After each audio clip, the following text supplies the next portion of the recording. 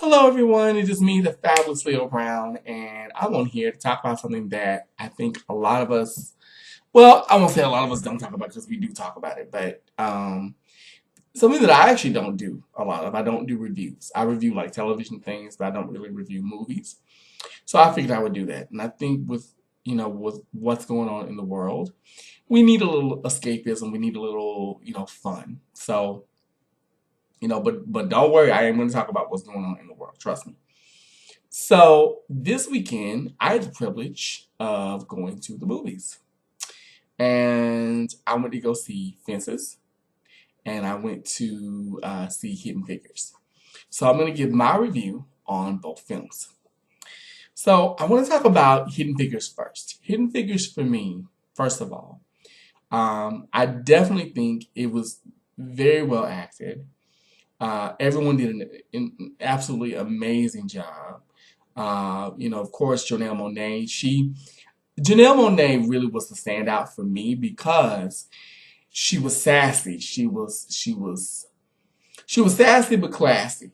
She was, and you could tell she really took her role to heart as Mary Jackson. I thought she did a great job. Taraji, I felt was fantastic as Catherine Goble. She was great. And then you had Octavia Spencer as Dorothy Vaughan. I thought they all did excellent jobs. They worked really well with what they played. I thought Kevin Costner did a great job. I thought Jim Parsons did a great job. Actually, I'll admit this. I ended up kind of hating Jim Parsons' character because I was like, "You're such a asshat." Kevin Costner's character I liked, but at the same time, I was like, "Really?" Another character that I couldn't stand was Kirsten Dunst's character. I can't remember her name. Her name escapes me, but her character, I was like, you bitch, you fucking son of a bitch. Especially, and I'm going to talk about things that stuck out to me. So, especially the part where they went to I think they were in the bathroom. It was her and Octavia Spencer. They were in the bathroom. And Octavia was washing her hands. And Kirsten Dunst's character says, well, despite everything, I don't feel that same, I don't feel the way you think I may feel about you people. And Octavia said, okay, that's nice that that you believe that. I'm pretty sure that's what you convince yourself to believe. Something to that effect. And I thought that was fantastic. And, granted, I know the setting was in the 60s. I felt the movie was very relevant to what's going on now, to what's been going on for the past couple of years, honestly, ever since 2008.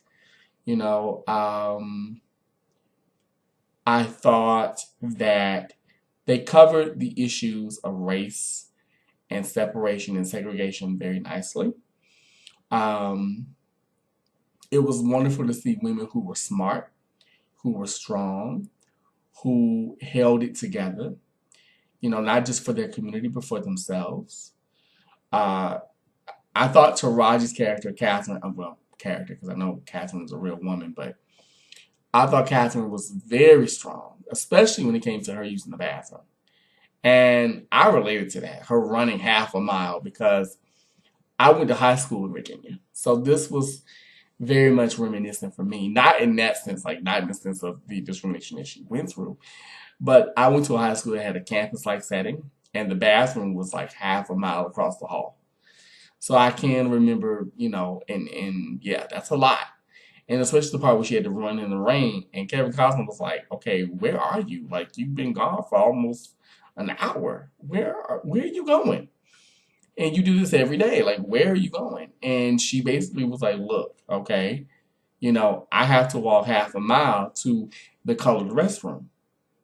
Nobody wants to give me even a fucking cup of coffee in here. And I also related to being at times the only black person in the setting of white people. Um, I could relate to that because it is even today. It's very isolating. That's the best word I could use. And it's not that, I mean, luckily for me, I don't think that my, white friends are racist. But I think anybody who is different, you often feel displaced. And you could tell in an environment, as smart as she was like, okay, I'm not only a black person, I'm a woman. I'm a woman. I'm a black woman on top of that. I'm smart. So I have to work triple hard to prove that I am not only worthy of being here, but that I belong here. And I liked the fact that Kevin Costner's character was like, you know what? Okay, fine. No more color restrooms. And he tore down the sign and was like, look, this is ridiculous. At NASA we all pee the same pee. I don't give a fuck. So I thought that was great. I thought it was commendable. Um, Dorothy Vaughn's character, which was played by Octavia Spencer, I loved because Dorothy Vaughn was very elegant. But at the same time, she was very like, I'm not gonna take any shit. But she did it in a way that was so smart. She did it in a way that was so like, you know what, I'm not gonna do what you expect of me. I'm gonna do something that is unexpected. So I thought her character was great, especially when it came to working the computer. And they were like, you don't belong in here. You're not supposed to be in here. And she was like, but I made it work. And they were like, oh, wait, come back. And that was the one thing that I noticed too throughout the film. It wasn't until Catherine, Dorothy, um, or Janelle Monae's character, I can't remember her name right now, I'm sorry. Um, when they were about to leave, that the people were like, oh, we need you, come back. It was like, oh, okay. So now that we're about to leave and tell you to kiss our asses, you want us around. So it really spoke volumes of the discrimination that not only women went through, black women, but black men. And it also for me, it made me see why some of us, not all of us, but some of us are jaded. Some of us are angry. And I'll even include myself in that. I'm a bit jaded, I won't lie. I'm a bit angry because you get tired of being used. You get tired of being seen as just a prop or a thing or a product. And even in that, they were like, no, take us seriously for who we are. You know what I mean? And the last scene in the film, when they were, bringing the man up to space, and shout out to the guy that plays in Scream Queens that played the astronaut. I thought he did a great job. And it was funny because at first I thought it was Chris Evans. And then I was like, wait, that's not him. That's the guy that plays in Scream Queens. Um, that plays, I think his name was like Chad. Yeah, Chad. Um, but, I thought it was great when he called. He was like, but I want the girl. Like, you know, I want the girl to check the numbers. Where is she? And it was great because it kind of showed him like, hey, you don't know everything. And that was one thing that I noticed in the movie too, that a lot of the people who were ahead of NASA, they were actually kind of dumb. Or at least in the film, they made it seem that way. So that was interesting. The main thing that I got from the film was that you can do anything. Yes, it's going to take a lot of work. Yes, you have a lot to prove, but it can be done. Just case in point with uh, Janelle Monae's character, when she was like, I want to go to school and get my degree, because unfortunately they had to, it was, I think, something according to the rule book where they were like, well, you have to get a degree in this. And she was like, but I already have a degree. What the hell, what more do you need? And in the beginning, her husband was kind of against it. And she was like, look, I don't need no more of your mouth. Okay. And that was one thing that I got to say too. I'm jumping around. But that was one thing that I loved about it too was I loved the I loved her character the most because she was like, no, I'm gonna do what I want to anyway. And towards the end of the end of the film, her husband not only understood her, but he believed in her.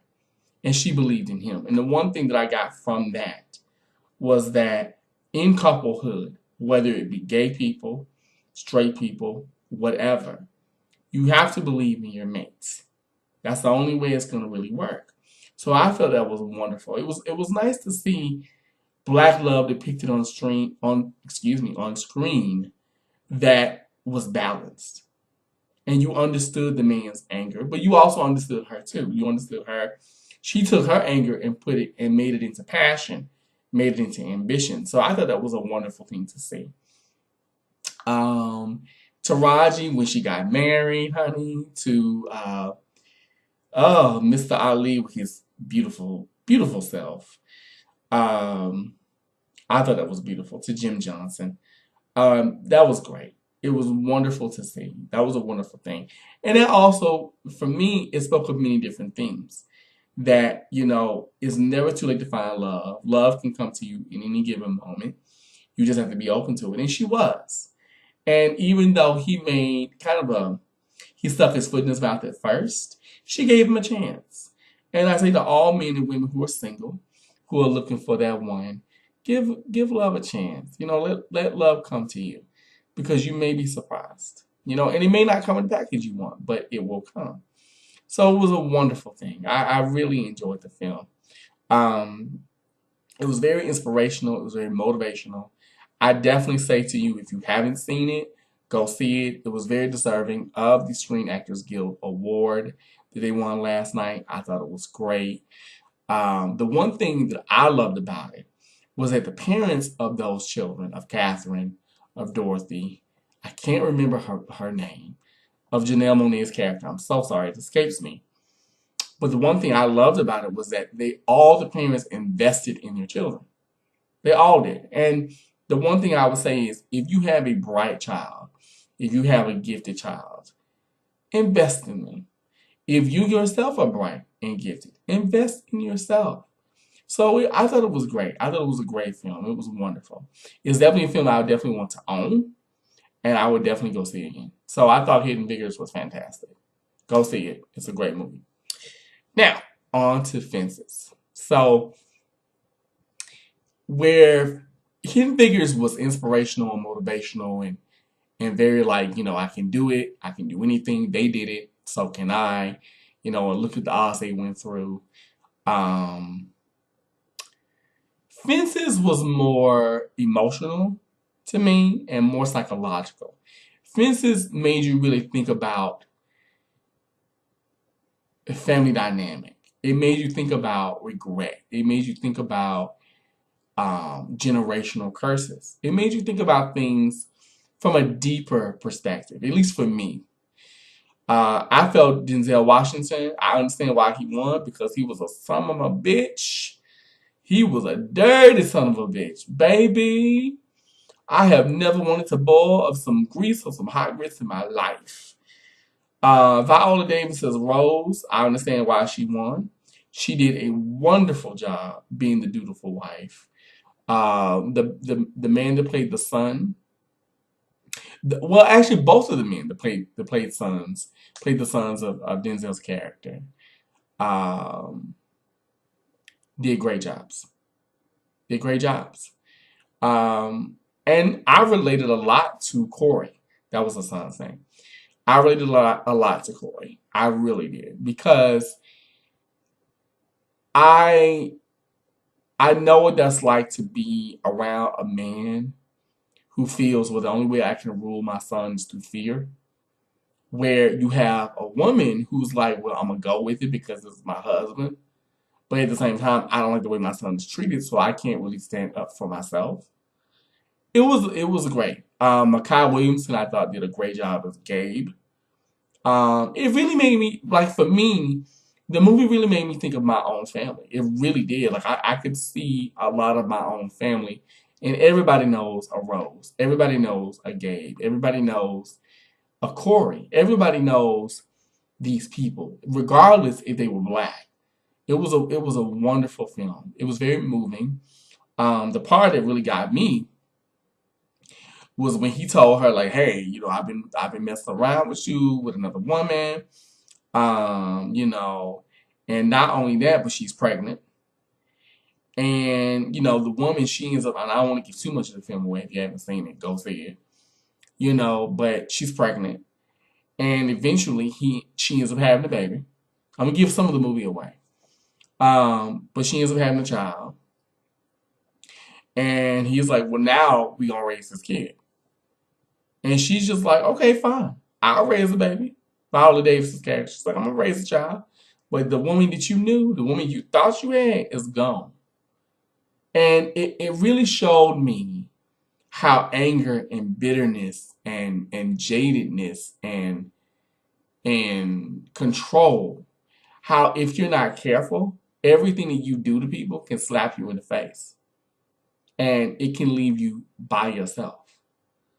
Um, and it really made me see why we have the angry black man, why we have the angry black woman, because with Rose, she was trapped in an abusive marriage, but she made the best of what she had. And then with Corey just wanted a better life. Corey wanted something better for himself. Corey got tired of being abused, got tired of being around a man or being around parents who were not supportive or not affectionate emotionally to him. It was a very moving film. It really was. Like, I cried a lot on Fences because I could relate to it. I know men like that, like Denzel's character. I know women like Rose. I know men like Corey. Hell, in a lot of ways, I'm like Corey. And I forgot the other son's name. But I understood him too because he ended up becoming just like his daddy. You know what I mean? He ended up kind of repeating the same, and that's what it made me think about generational curses. He ended up repeating the same process that his father did, and it was just it was sad, but it was poignant.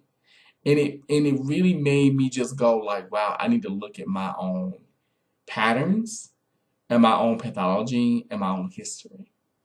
So a lot of it reminded me of like my grandfather, my grandmother, my mom. It was just a wonderful. It was. I hate to keep rambling that point across, but it was good. It was a really good film. It was very moving, and it really makes you think. It makes you feel and it makes you think, and I can see why it's so well received. It's really heavy. If you're not into heavy themes, do not go see this. But if you really are and you really want to do some introspective work, I suggest you go see Fences with Denzel Washington and Viola Davis. It's based on a play by August Wilson. It's a good film. Great film. These are films I would definitely own. I would definitely put in my library. I definitely plan on doing so when they come out on DVD. Good movie. Good movie. Good movies. It was worth the money I spent. And I was actually proud and happy to support these products because it was great. So now all I have to do is go see Moonlight. So we'll see about that. And I'll definitely give a review on that. And I know I didn't go into detail, but I want to talk about things that just stuck out to me with the film, or films rather. But they were great. It was worth the investment. So now I want to know, what did you think? If you went to go see either Hidden Figures or Fences or both, if you've seen the movies, give me your insight. What did you feel about the films? Do you think that they were deserving of the awards they scooped up last night? What did you think of the actors' portrayals? What did you like about it? What didn't you like about it? Give me some things that maybe I don't know. So, leave me your comments. Once again, this is the fabulous Leo Brown. I thank you guys so much for watching.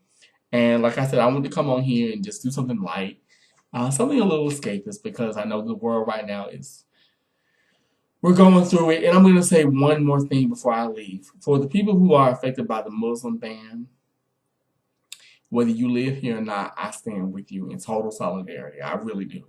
And I'm going to talk about that in another video. But I definitely stand with the people in total solidarity. I think this is just a cruel and unjust thing. I think it's deplorable.